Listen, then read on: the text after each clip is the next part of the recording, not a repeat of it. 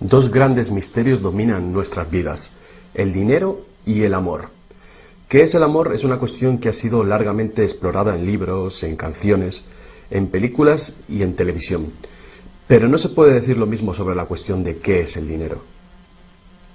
No es de extrañar que las teorías monetarias no hayan generado ninguna película taquillera, pero que ni siquiera se haya mencionado en las escuelas es algo que debe ser analizado con detenimiento. Para muchos de nosotros, saber de dónde procede el dinero puede ayudar a afrontar el mito de la creación del dinero y la emisión del papel moneda. Lo que mucha gente cree es que el dinero lo crea el gobierno. Es cierto, pero solo hasta cierto punto.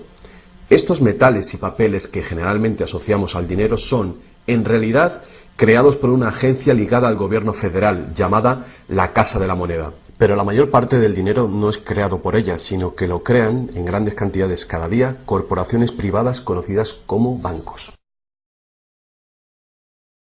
Muchos creen que el dinero que prestan los bancos es el que han dejado en depósito sus clientes. Esto es lo que se cree, pero no es la verdad.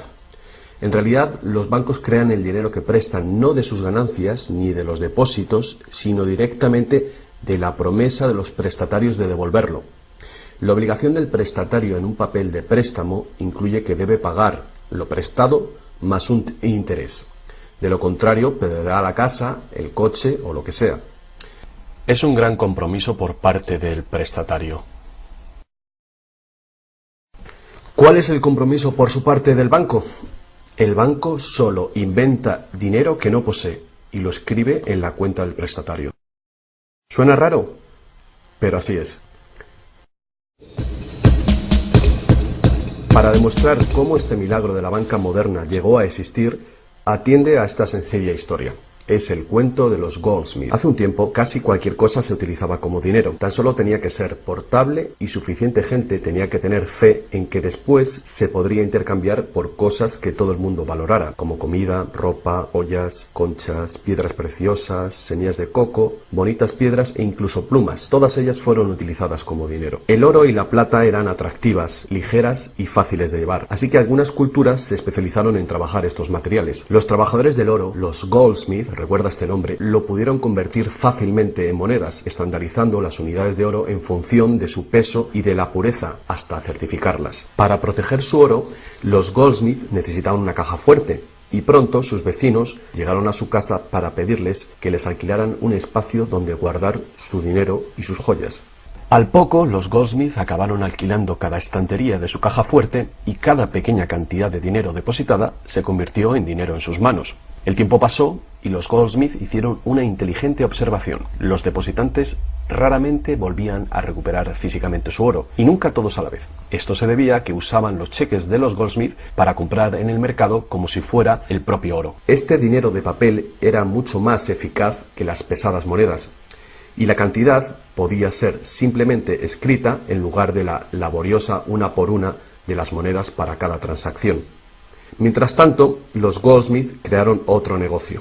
Prestaban su oro introduciendo un interés. Al tiempo que su papel moneda empezaba a ser aceptado, los prestatarios comenzaron a pedir sus préstamos en forma de estos cheques en lugar del metal. Su industria se expandió mientras más y más gente les pedía guardar su oro, lo que dio a los Goldsmith una idea todavía mejor. Sabía que muy pocos de sus depositantes sacaban su oro alguna vez, así que los Goldsmith pensaron que también podrían escribir más cheques ahora en función de los cheques del oro que habían dejado los depositantes en su cámara, además del oro de los depositantes que guardaban propiamente. Así, con tal de que devolviese el oro a los depositantes que lo desearan recuperar, nadie se daría cuenta del truco. Lo que no se sabe, no se siente. Y los Goldsmith, ahora más banqueros que artesanos, hicieron un mayor negocio del que podrían haber hecho prestando únicamente su propio dinero.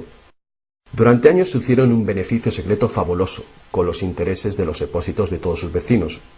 Pero ahora que se había hecho una prominente figura en el pueblo, se levantaron sospechas de que estaba gastando el dinero de sus depositantes y amenazaron con sacar todo su oro si Goldsmith no explicaba su repentina riqueza.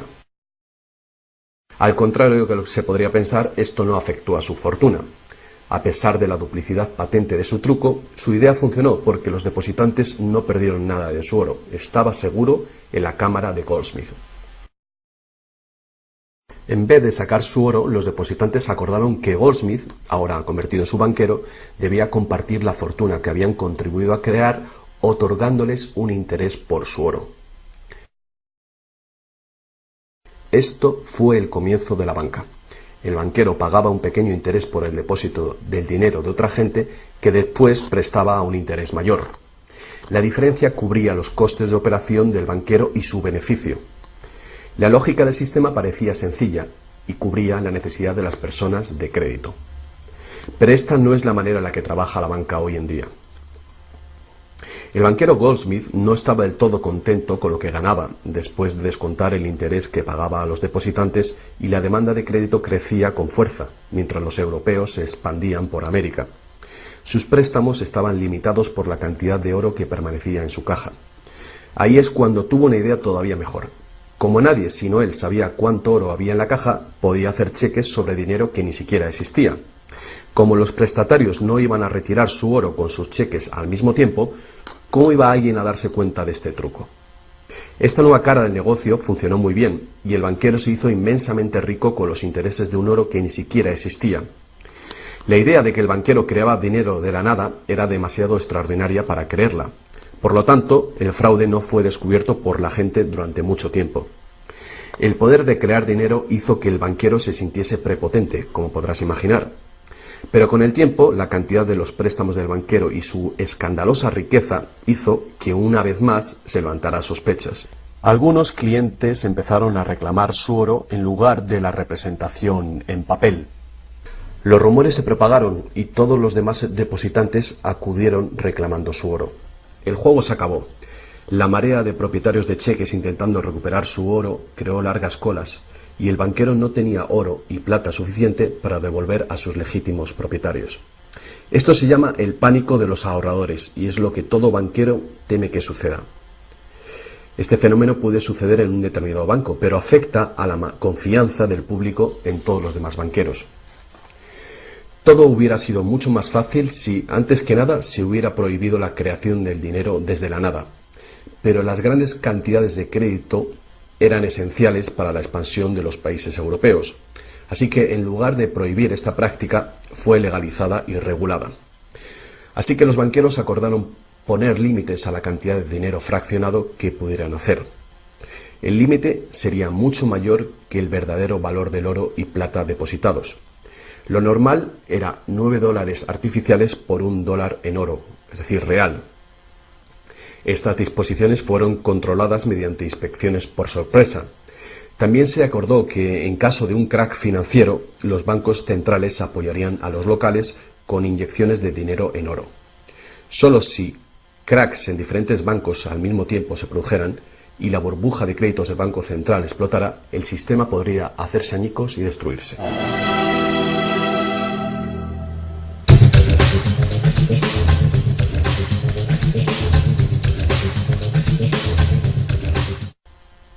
A lo largo de los años, el dinero fraccionado y su sistema integrado por un banco central regulador se ha convertido en el sistema bancario dirigente del mundo.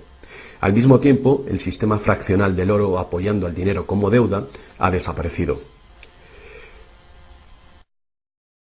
La naturaleza básica del dinero ha cambiado. En el pasado, el billete de dólar era un recibo que te permitía cambiarlo por una cantidad de oro o plata determinadas. Ahora, un billete o dólar digital solo puede ser cambiado por otro billete o dólar digital. En el pasado, el crédito creado por los bancos privados solo existía en la forma de billetes de banco que la gente podía rehusar, como ahora se pueden rehusar otros cheques privados. En el presente, el crédito creado por bancos privados está legalmente aprobado que se convierta por dinero de flujo legal, es decir, los dólares, euros o libras que usualmente creemos que es dinero. El dinero de confianza, es decir, el fiat money, es dinero creado por decreto del gobierno, y la ley afirma que el público debe aceptar este dinero para todo tipo de deudas, o si no, los tribunales no considerarán la obligación de pagar esa deuda. Así que ahora la cuestión es, si tanto los bancos como los gobiernos pueden crear dinero, entonces, ¿cuánto dinero existe? ¿Cuánto dinero existe? Antes, la cantidad total de dinero en existencia estaba limitada por la cantidad y cualidad física de esa cosa usada como dinero. Por ejemplo, para crear dinero en oro o en plata, se debía extraer una cierta cantidad de estos metales de las minas. En el presente, el dinero es literalmente creado como deuda. Se crea nuevo dinero cada vez que una persona toma un préstamo de un banco.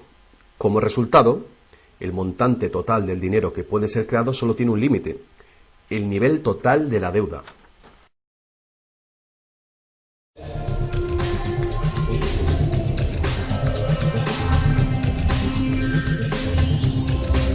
Los gobiernos ponen una disposición adicional para limitar la creación de dinero, imponiendo reglas conocidas como requerimientos fraccionales de la reserva. Son arbitrarias en su misma esencia. Estos requerimientos varían de un país a otro y de un tiempo a otro. En el pasado se obligaba a los bancos a tener al menos $1 en oro por cada $10 creados. Hoy en día, la proporción ya no tiene relación con el dinero actualmente en depósito, sino con el dinero creado a su vez de la deuda creada sobre el dinero en depósito en el banco.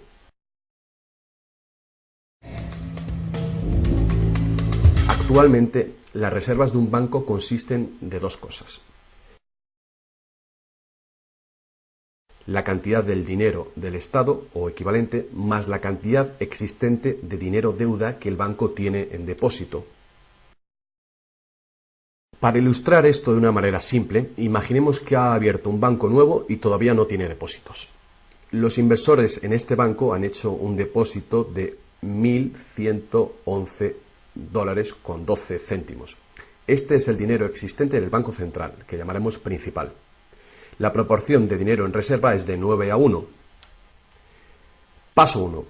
Las puertas se abren y el banco da la bienvenida a su primer cliente. Necesita $10.000 para comprar un coche. Con la proporción de 9:1, el nuevo banco necesita que el Banco Central le permita crear 9 veces esa cantidad, o $10.000, desde la base de la deuda contraída por la solicitud de préstamo del cliente. Esos $10.000 no se sacan de ningún lado.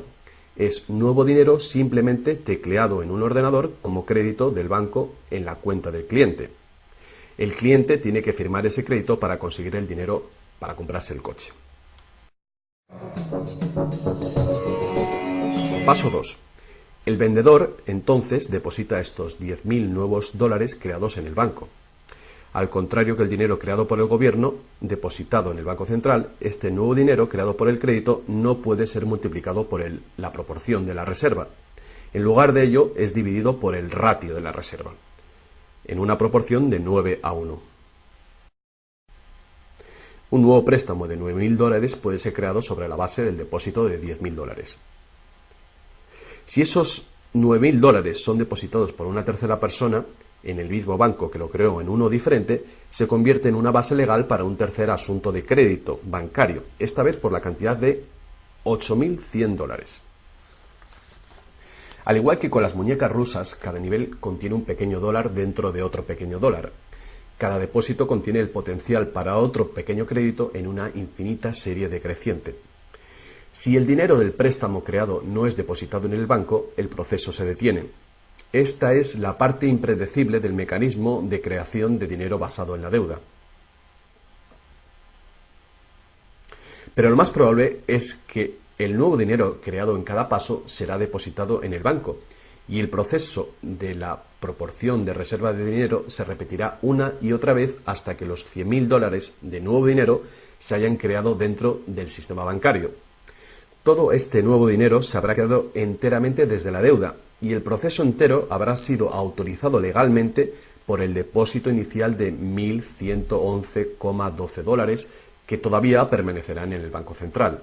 Lo que resulta más ingenioso de este sistema es que los libros de contabilidad de cada banco en la cadena deben mostrar que tiene un 10% más de depósitos que de préstamos. Esto da a los bancos el incentivo de adquirir depósitos para poder hacer préstamos, apoyando la impresión común pero falsa de que los préstamos proceden de los depósitos. A menos que los sucesivos préstamos estén depositados en el mismo banco, no se podrá decir que algún banco en particular haya pasado su límite inicial de 9-1 creando deuda de la nada. De cualquier manera, el sistema bancario es un círculo cerrado. El crédito bancario que crea un banco se convierte en el depósito en otro y viceversa. En un hipotético mundo de perfectos intercambios, el efecto último sería exactamente el mismo que si todo el proceso tuviera lugar en un solo banco. Esto es, el depósito en reserva inicial de $1.111,12 permite recolectar intereses por valor de más de $100.000 que el banco nunca ha tenido.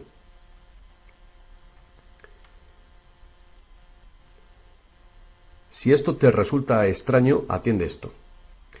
En tiempos recientes, como resultado de la presión de los lobbies bancarios, los requerimientos para hacer un depósito de reserva en el Banco Central prácticamente han desaparecido en la mayoría de los países.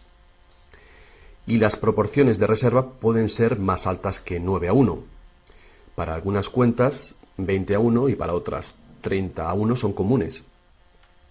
E incluso más recientemente, usando tarifas para los préstamos y así aumentar los ratios de requerimientos de reservas de los clientes, los bancos ahora han encontrado una manera de eludir las limitaciones de los requerimientos de la reserva fraccionaria por completo. Así que cuando las reglas son complejas, el sentido común real es bastante simple.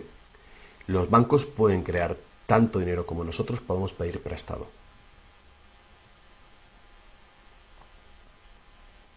A pesar del interminable proceso de creación de dinero que hemos visto, tan solo alrededor de un 5% es el tipo de dinero creado por la Casa de la Moneda de entre todo el dinero que hay en circulación. Más del 95% de todo el dinero en el mercado hoy ha sido creado por alguien firmando una solicitud de endeudamiento con un banco. Y lo que es más, este dinero bancario de crédito es creado y destruido en grandes cantidades cada día, según se conceden nuevos préstamos y los viejos son pagados.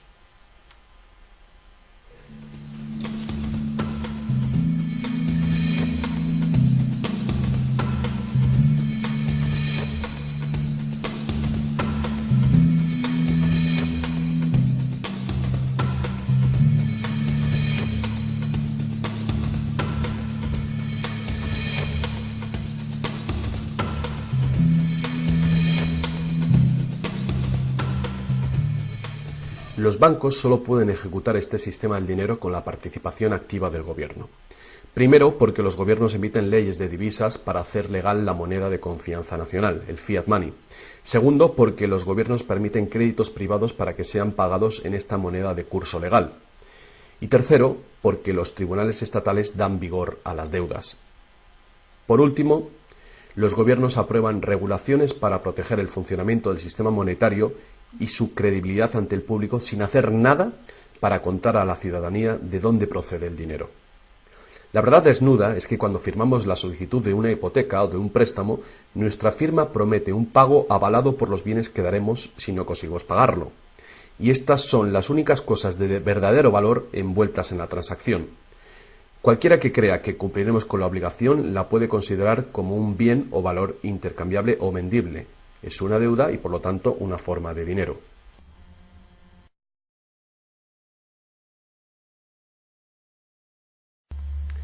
Es el dinero que el prestatario intercambia por lo que el banquero llama préstamo. Así que un préstamo en el mundo real quiere decir que el prestamista debe tener algo que prestar. Si tú necesitas un martillo, prestarte la promesa de un martillo que no existe no te va a servir para nada. Pero en el artificial mundo del dinero, un banco promete prestar un dinero que no tiene y se le permite que sea aceptado como dinero. Y nosotros lo aceptamos así.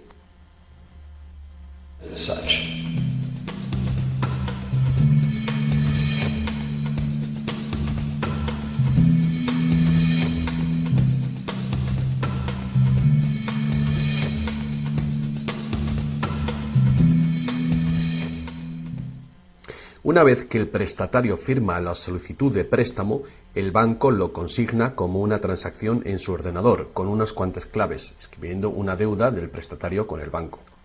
Desde el punto de vista del cliente, se convierte en un préstamo de dinero en su cuenta, porque el gobierno permite que esta deuda del banco con el cliente se convierta en dinero gubernamental de confianza, el fiat money, que todo el mundo tiene que aceptar como dinero.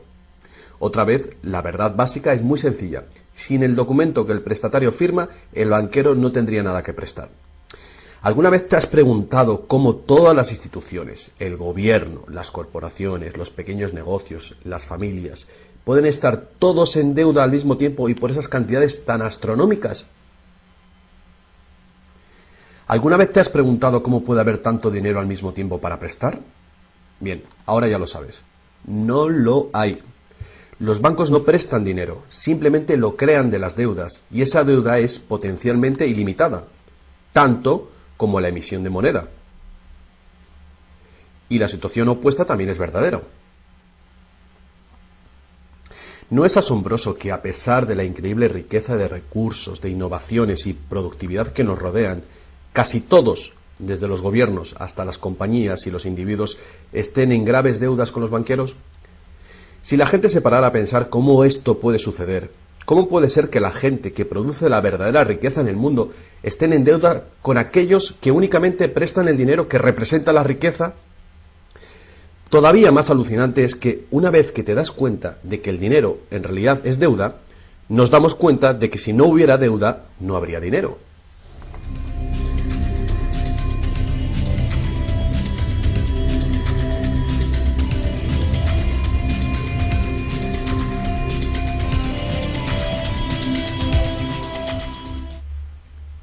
Si esto es nuevo para ti, no eres el único.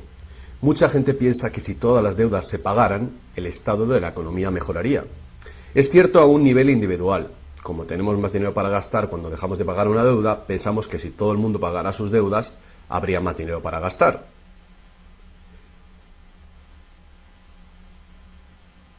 Pero la verdad es justamente la contraria. No habría dinero de ningún tipo. Así es. Somos totalmente dependientes de renovar continuamente el nivel de crédito bancario para que haya dinero en existencia.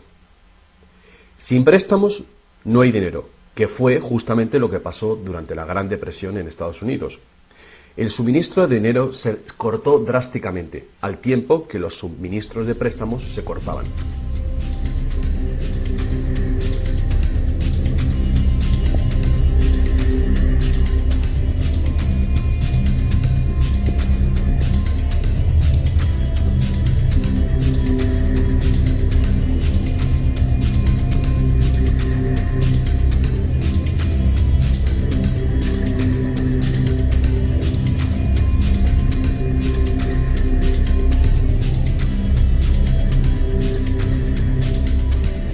Pero eso no es todo.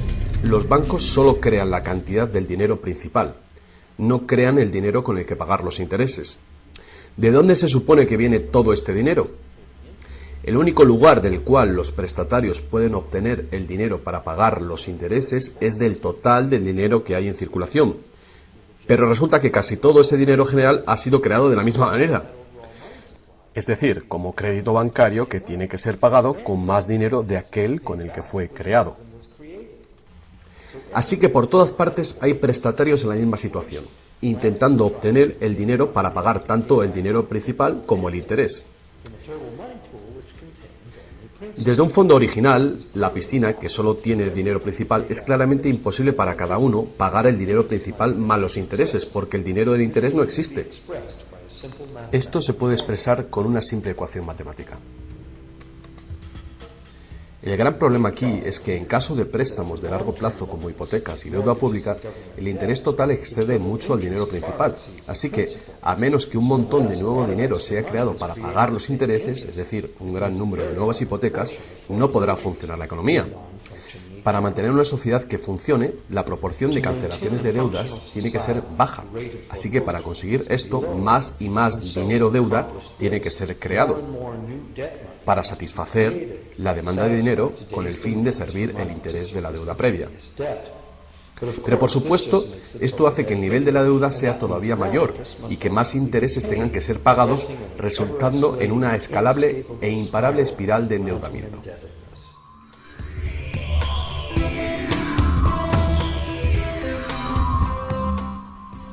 Tan solo el lapso de tiempo entre el dinero creado procedente de los nuevos préstamos y su devolución evita la bancarrota del sistema entero.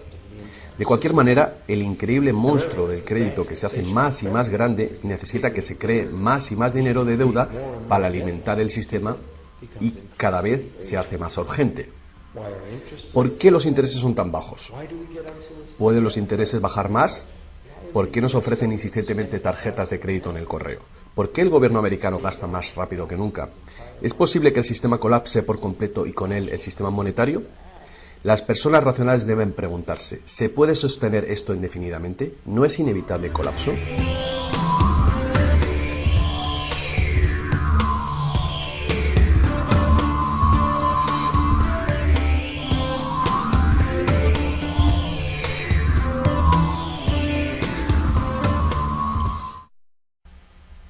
El dinero facilita la producción y el intercambio de bienes. Cuando el suministro de dinero se incrementa, el dinero se convierte progresivamente en menos valioso, a menos que el volumen de intercambios y de suministro de dinero crezcan en la misma proporción. Hasta que nos damos cuenta de esto, cuando escuchamos que la economía crece a un 3% por año, creemos que lo hace en una constante regular, pero no es así. El 3% de este año representa un 3% más de intercambio de bienes y servicios que hace un año, porque es un 3% del nuevo total. En vez de una línea recta como imaginamos sobre las palabras, es una curva exponencial que es cada vez más inclinada. El problema, por supuesto, es que el crecimiento perpetuo de la economía real requiere un perpetuo y escalable uso de los recursos naturales. Más y más cosas tienen que ir desde los recursos naturales hasta los basureros cada año para evitar que el sistema colapse. ¿Qué podemos hacer ante esta terrorífica situación? Una cosa. Necesitamos un nuevo concepto del dinero. Es tiempo de que más gente se pregunte a sí misma y a sus gobiernos 4 preguntas muy simples. A lo largo del mundo, los gobiernos piden prestado dinero con interés a los bancos privados. La deuda del gobierno es un componente principal dentro de la deuda total. El pago de esos intereses hace que el gobierno tenga que cargar a los ciudadanos con más impuestos.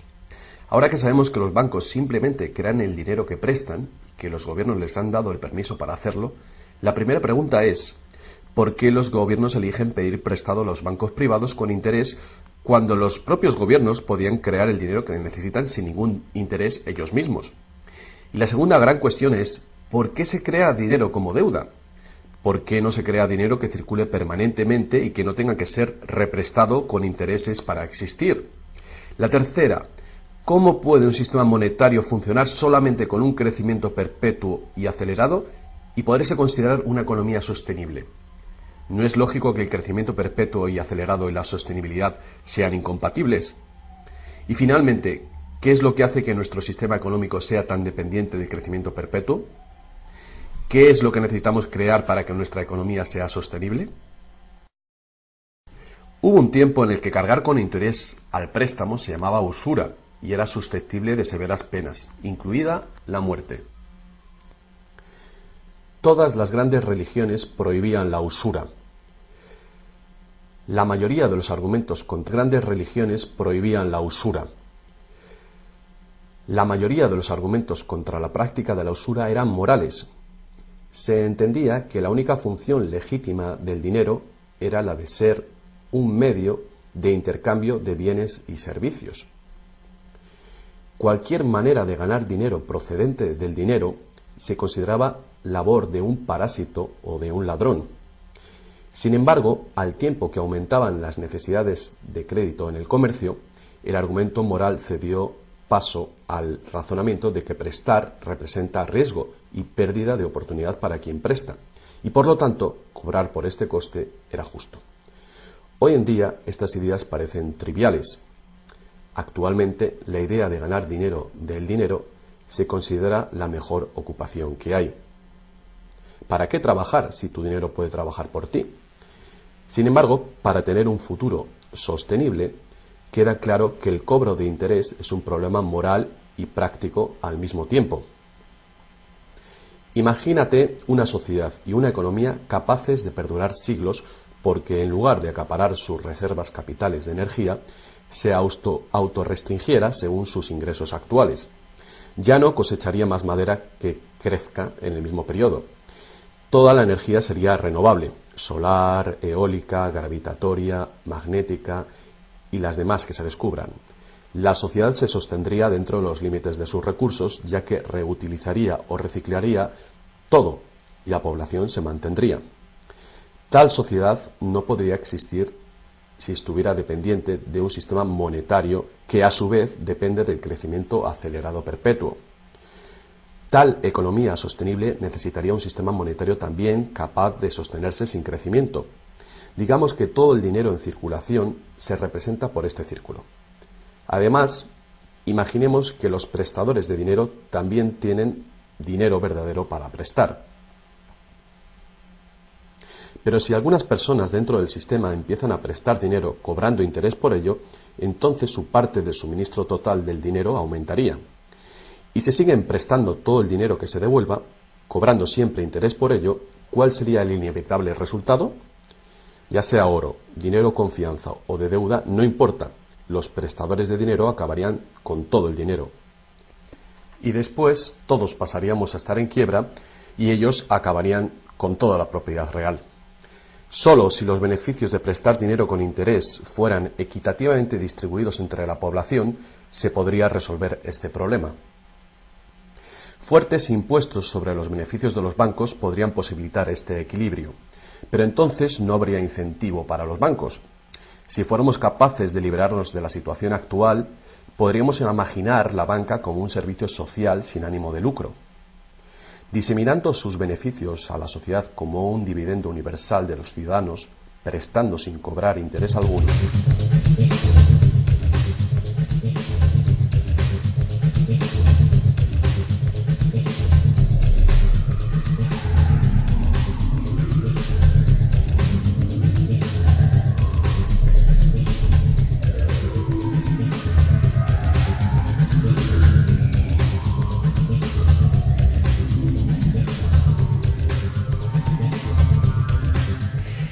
Si es la naturaleza fundamental del sistema lo que causa los problemas, correcciones al propio sistema jamás resolverán los problemas.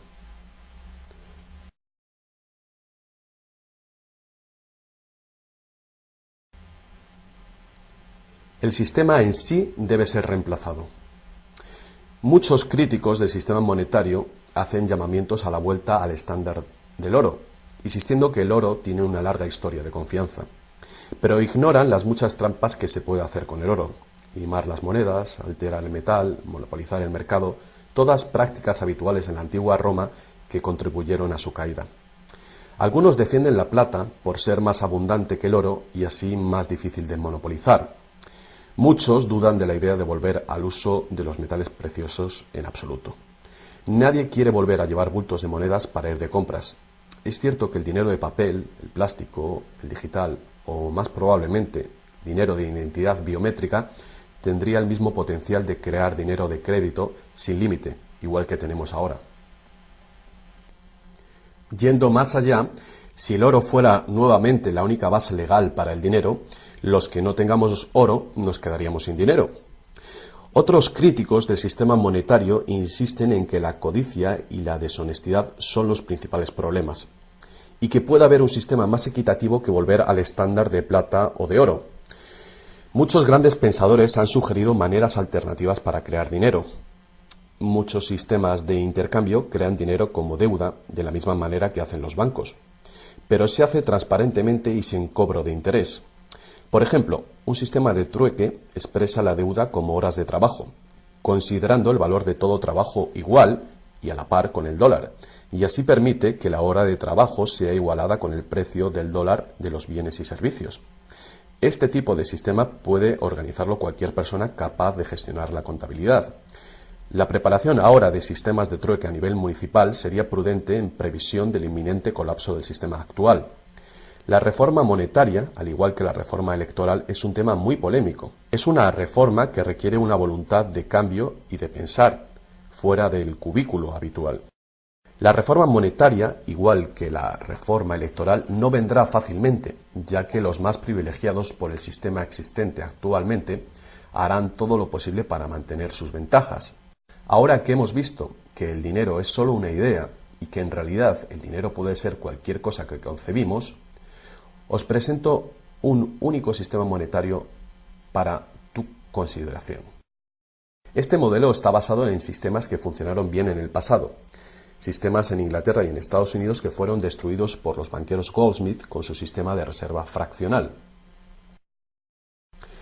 Para crear una economía basada en dinero libre de interés, el dinero puede ser creado y gastado por el gobierno creando infraestructuras para la economía, tales como carreteras, puentes, ferrocarriles, puertos y mercados públicos. Este dinero no sería creado como deuda, sino como valor. Este valor serían las infraestructuras que pagaron con ello. Si este nuevo dinero proporciona más comercio, requiriendo su uso, no produciría inflación alguna. En el caso de que los gastos gubernamentales sí causaran devaluación o inflación, habría dos posibilidades para resolverlo. La inflación es equivalente a un impuesto plano sobre el dinero. No importa si el valor del dinero se devalúa en un 20% o si el gobierno nos quita con impuestos un 20%. El efecto en nuestro poder adquisitivo es el mismo. De esta manera, la inflación, en lugar de impuestos, podría ser políticamente aceptable con tal de que sea debidamente empleada. El gobierno podría contrarrestar la inflación recaudando impuestos y eliminando este dinero del mercado. Así reduciría el suministro de dinero y restauraría su valor. Para controlar la deflación, la caída de precios y sueldos, el gobierno sencillamente gastaría más dinero. Con la ausencia de la creación de dinero de deuda, el gobierno tendría más control del suministro del dinero del país y el público sabría a quién echar la culpa. Los gobiernos ascenderían y caerían según su capacidad para conservar el valor del dinero.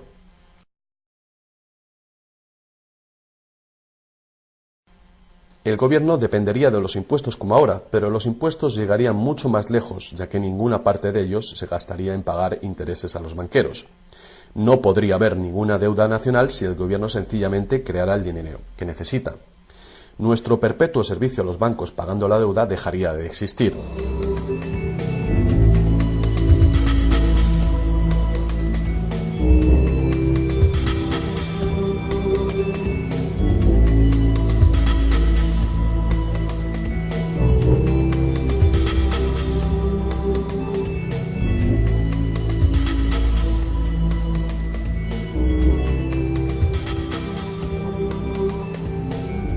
Lo que no nos han enseñado es que democracia y libertad son, de hecho, una forma ingeniosa de dictadura económica.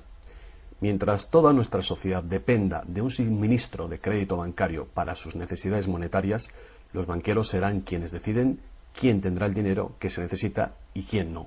And who doesn't?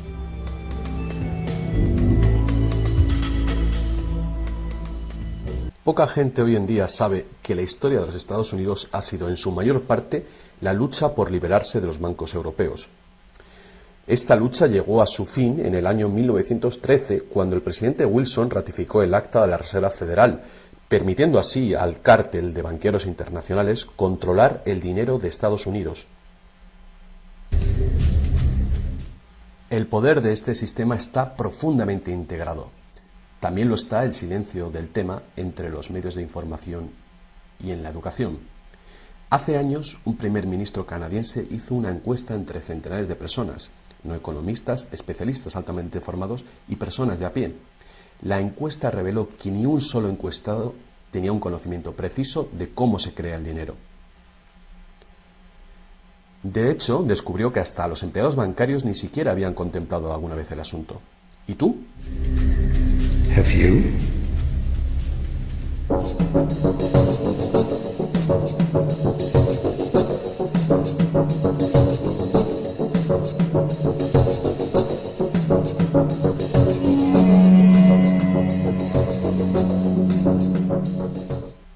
El sistema moderno de dinero como deuda nació hace más de 300 años, cuando un decreto real otorgó al primer Banco de Inglaterra el poder de emitir recibos de oro fraccionales con un modesto porcentaje de 2:1.